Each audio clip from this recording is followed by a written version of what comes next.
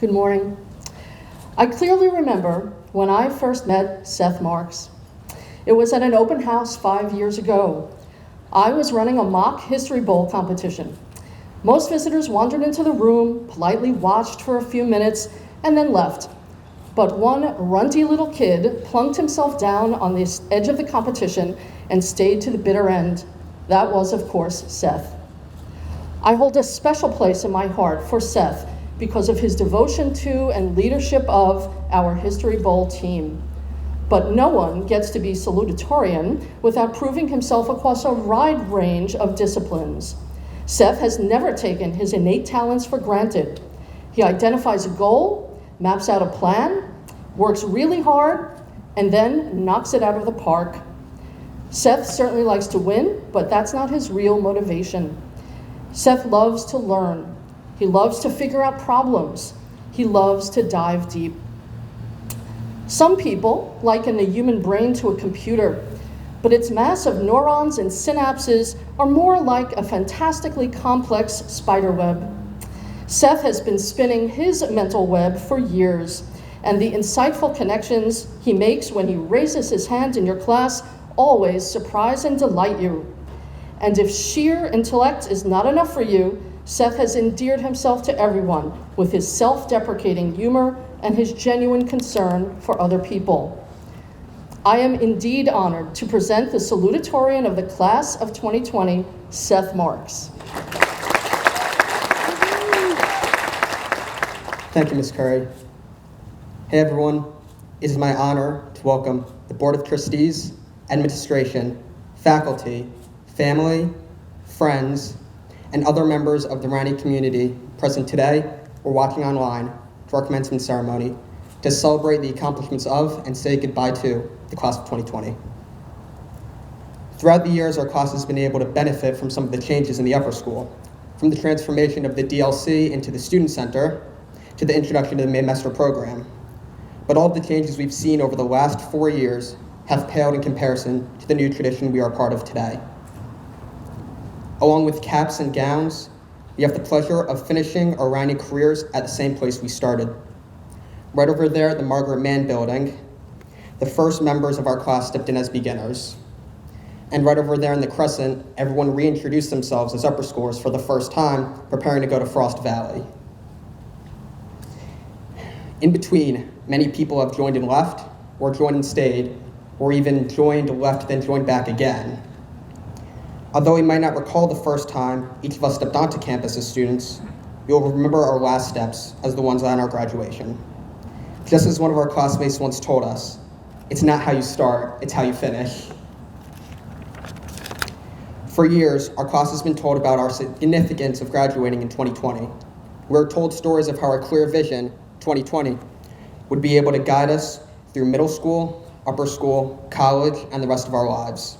But as we learned in AP Psychology, our complete view of the world is a product of both what we sense and how we perceive. We've all seen the same events from Superstorm Sandy to this pandemic, but how we've experienced these events as students molded us into the class we are today. There's going to be a lot of changes in life. It's not the changes that matter, it's how we react to the changes. That's what makes us who we are.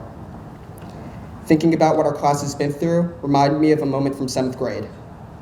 We went to Baltimore for our retreat and were able to watch my favorite baseball team, the Orioles, play. Besides remembering how my classmates and I yelled at the opposing team's right fielder for 9 straight innings, I remember the team had just clinched the playoffs and were having a giveaway to celebrate. As our entire class flooded into Camden Yards, we all received a t-shirt with the Orioles motto for the playoffs: "We won't stop."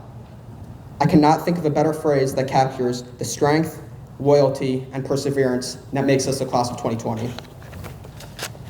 We won't stop playing flex soccer even during a thunderstorm. We won't stop forgetting to turn on the lights in the senior lounge. We won't stop wearing shorts on dress down days even during the middle of winter. We won't stop making TikToks anywhere there's a free spot in the school. And most importantly, we won't stop contributing on the field, in the classroom, on the stage, or in the community. Another thing that separates our grade from others is how small of a class we are. Over the years, as we went from "May the frost be with you" to "Saturdays are for the sophomores," to the unofficial impractical juniors, there was some inner conflict about our class theme. At the end of the day, literally, we all put our best effort towards every spirit event. And while it can be said for any class that they've been able to work hard through 4 years, they have not had to face the adversity that we have. We have been able to strive and succeed through everything. Plus, I don't think any grade has been able to manage classes, standardized tests, and college applications, all while raising the greatest fish to ever live, our very own Gil.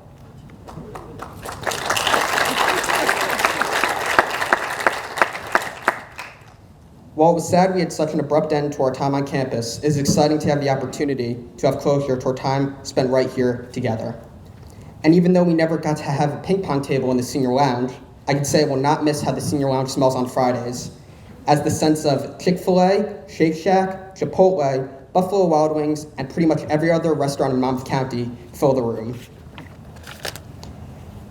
As we take the next big step in life and move into the real world, I'm certain the lessons Ranney has taught us in and out of the classroom will be able to take us far in an uncertain future. The lessons we learn from each other, however, will take us even further. And I'm glad to have completed my high school education with all of you. Last year, I gave a speech in which I talked about how we should be thankful for the ordinary things in life because we never know when they'll be gone. Our high school career, our time here together, were both gone sooner than any of us expected, and without many of the special events we had looked forward to and hoped to enjoy. Nevertheless, I'm grateful we can mark this moment together. I think I can speak on behalf of everyone and express our fullest gratitude to all of you who made this ceremony possible. When I look back over the past 4 years, or even the past 10, it will be difficult not to wish there was a way to know you were in the good old days before you actually left them.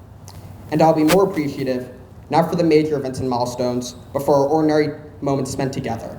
When you look back at high school and think about these times, it's important to remember that there's a lot of beauty in ordinary things. Isn't that kind of the point? Thank you.